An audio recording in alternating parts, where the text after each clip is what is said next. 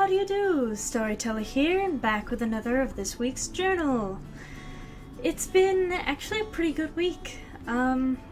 Work has been very busy.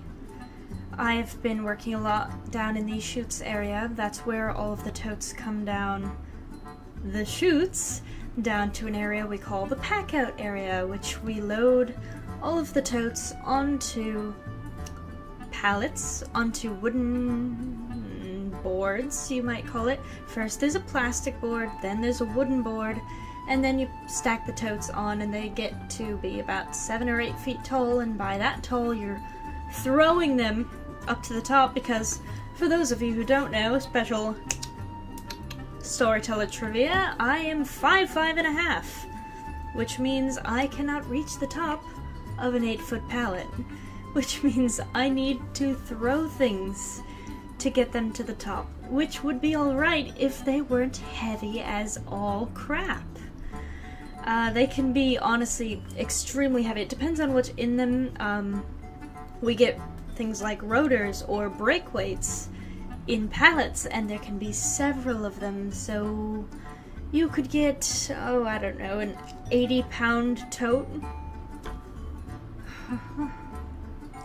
But it's alright because I'm very tough, I'm very strong, you know, I can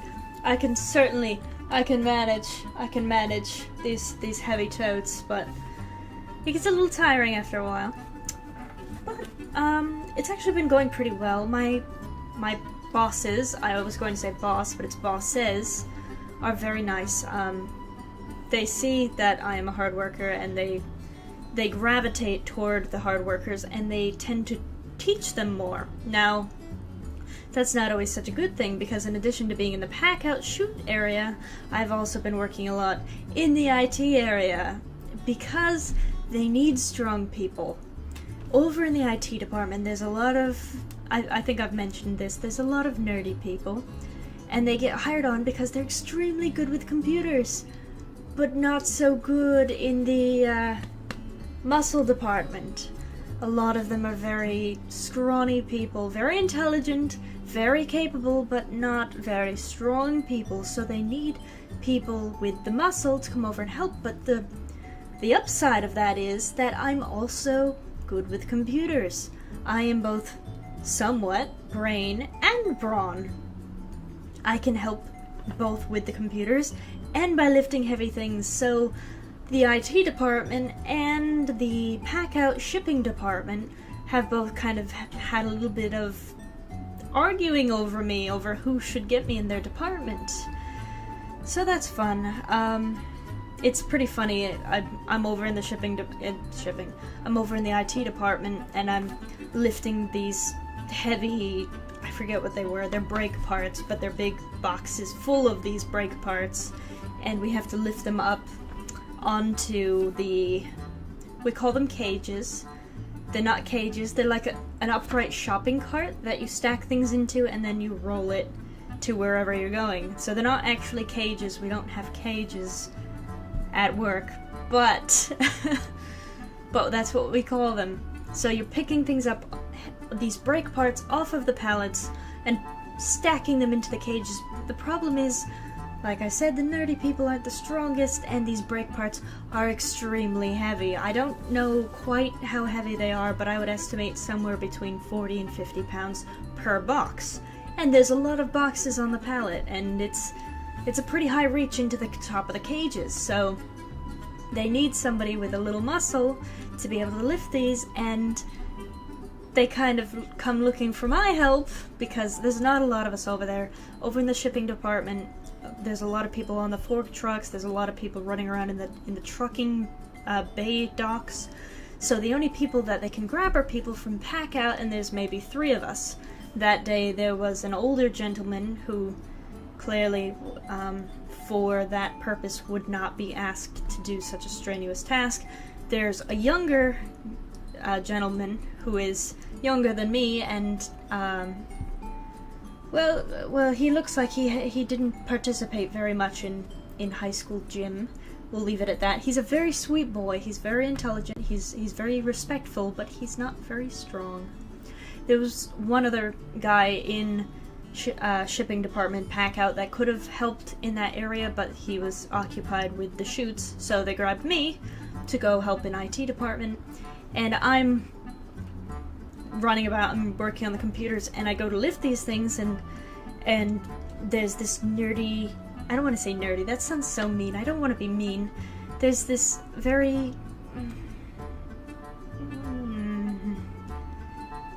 there's a girl who looks very much like she belongs in the IT department, and she offers, do you want me to get the machine and move the pallet closer to the cages so you really don't have to lift the product, so you don't have to lift these big heavy boxes?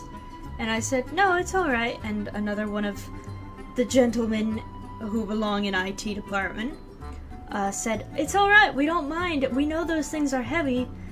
And I said, no, don't worry about it, it's fine. And I picked it up, and I've mastered the art of being able to pick up very heavy things without flinching or making a face or grunting or anything. I can complete poker face no matter how heavy it is, even if I'm breaking my spine.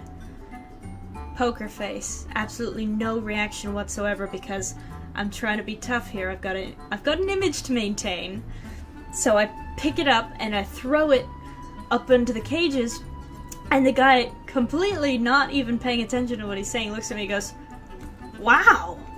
And I look at him and I'm like, did he really just say that? And he looks at me and goes, wow! Wow, at that rate, you're gonna be done in no time. Complete quick save. I mean, could you be more smooth in your recovery of a minor lapse of wow?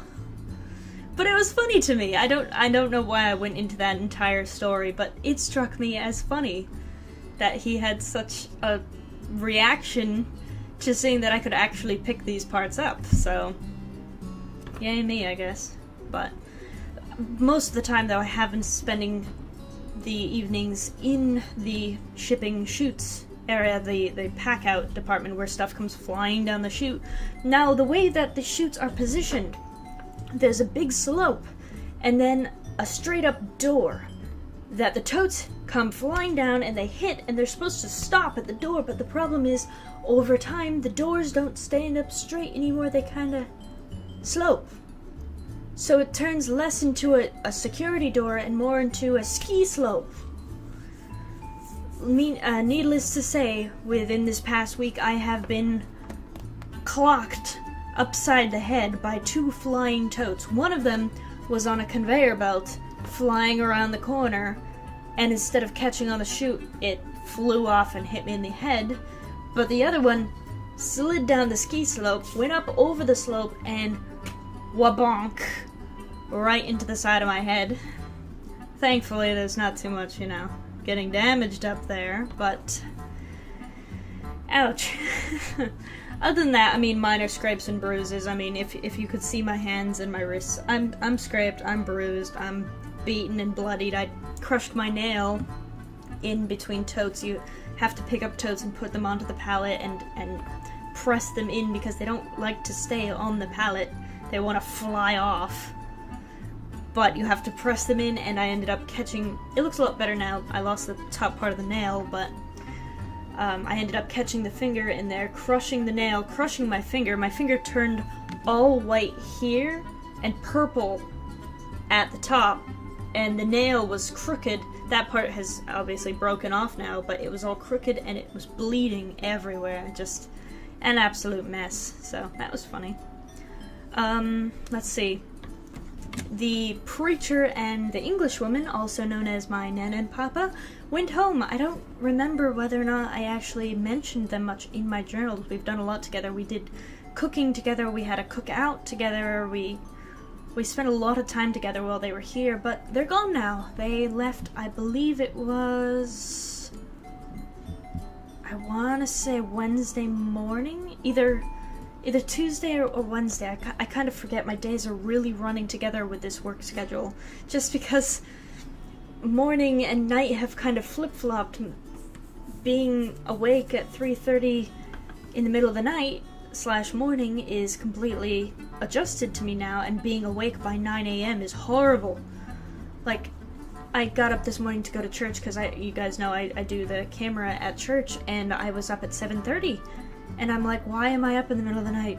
Why am I doing this to myself when other people are getting up going, oh, it's morning, time to get up. But to me it's the middle of the night, because I'm up sometimes until like 5:30 at night, because you don't get home, you stay up for a while, and then you finally get tired and you go to sleep. But my schedule is so wonky right now that being up at a normal human time is completely disorienting. We'll see what happens. Yeah, there's not too much else to talk about it. I mean, I have a few work stories, but nothing that's really worth sharing. I mean, goof around. We have our chaotic nights, we have our crazy nights. We had a guy pass out from heat exhaustion the other night, and then I spent the rest of the evening completely mothering all of the other employees, just getting water for everybody, making sure everybody's relaxing. I had one guy completely pale. I go up to him. Now, we can't hear each other. It's so loud in the shipping department from all the machines and the conveyor belts and the chutes around us that you're mouthing words to each other. So I'm going, are you okay? Are you alright? He's like, what? I'm like, you're pale. You don't look so good. He's like, I don't look good? I'm like, not like that. I mean, you look, are you okay? He's like, I'm a little bit queasy. I'm a little weak. I'm like, okay. I got him some water. I'm like, sit down. Sit your butt down on a tote. Relax. Take it easy for a second. I know I have no authority to say that. I just started working there, but I have a way of being able to walk into a room and completely taking over the situation, and people just let me, because I sound like I know what I'm doing. So people listen when I start barking orders, which works for me. So, but comes full circle when you do things like that, because a little while later I'm over here trying to stack 8-foot high pallets, and I pick up a tote and it's extremely heavy, and I'm struggling to try to shove it up onto the top, and here waltzes along this guy looking happy as the Cheshire Cat, picks up the tote and throws it up top. He's like a foot taller than me, so picks it up, throws it up on the top. He's like, I'm feeling a lot better. Thank you so much for all your help and for the water and stuff. I'm really feeling better, so thank you. I'm like, oh, well, I'm doing good then. Totally worth it in the end to boss people around, as long as it comes back and they're grateful for your help, because that's what really counts, is looking out for each other, especially in a place where we're all suffering together. So anyway, I don't want to rant too much about that. I mean, you guys will hear more warehouse stories, I'm sure, during the time that I'm here, but for right now we're doing the weekly journals, but I do want to get to the point where we're doing the daily journals. I just have to commit. So I know I keep saying that. It's been like 3 journals since I announced that, but I really am thinking about that. So anyway, that's what's been going on. So that's about it. So thank you guys so much for watching, and I will see you guys in the next video. Bye bye.